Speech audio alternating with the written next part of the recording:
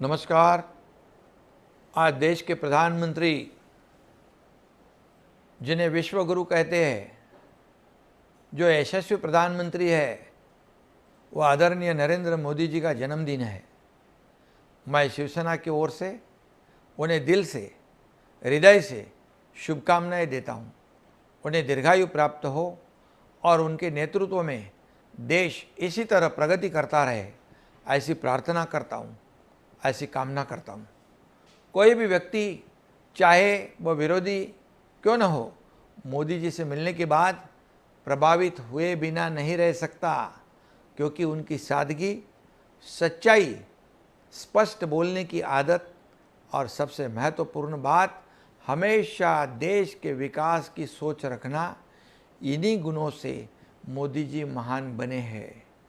मोदी जी से मिलने का अवसर मुझे पिछले 3-4 सालों में कई बार मिला, कभी सभाओं में, कभी बैठकों में, तो कभी व्यक्तिगत रूप से।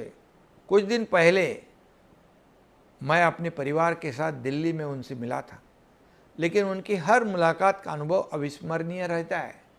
मेरे जैसे एक सामान्य शिवसैनिक कार्यकर्ता को उन्होंने मुख्यमंत्री बनने का अवसर दिया।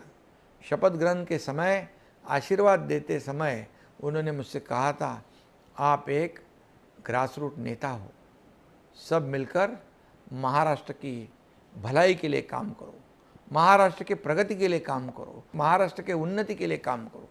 उनका वह विश्वास और आशीर्वाद आज भी मेरे कानों में गूंजता है।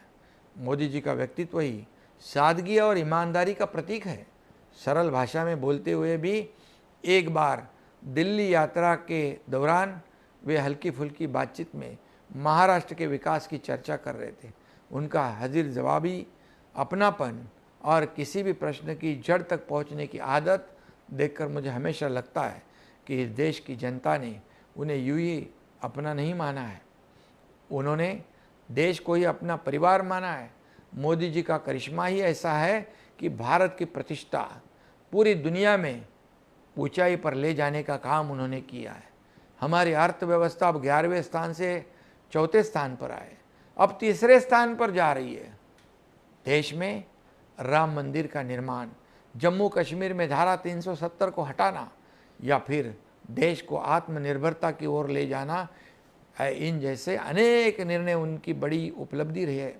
मोदी जी सिर्फ बातों से नहीं बल्कि अपने कामों से जवाब देते हैं। ऑपरेशन सिंदूर के समय हमने यह अनुभव किया है और उन्होंने आतंकवादियों को पूरी तरह ये पाकिस्तान को सबक सिखाया है।